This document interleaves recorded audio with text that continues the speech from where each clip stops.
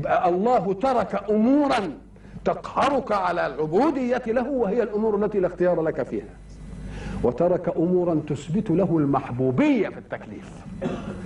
محبوبية في التكليف دي مرة ترتقي، لأن قد تكون المحبوبية علشان العطاء اللي بيديها لك ربنا، وصحيح كلنا عايزين كده برضه عطاء، وعايزين الجنة، وعايزين نتنعم، وعايزين مش عارف ايه.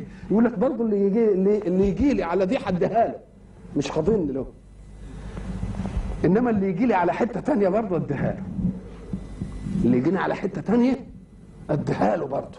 ولذلك لبعض اهل اللطائف في قوله: فمن كان يرجو لقاء ربه فليعمل عملا صالحا ولا يشرك بعبادة ربه أحد والجنة أحد. الله أكبر. الله.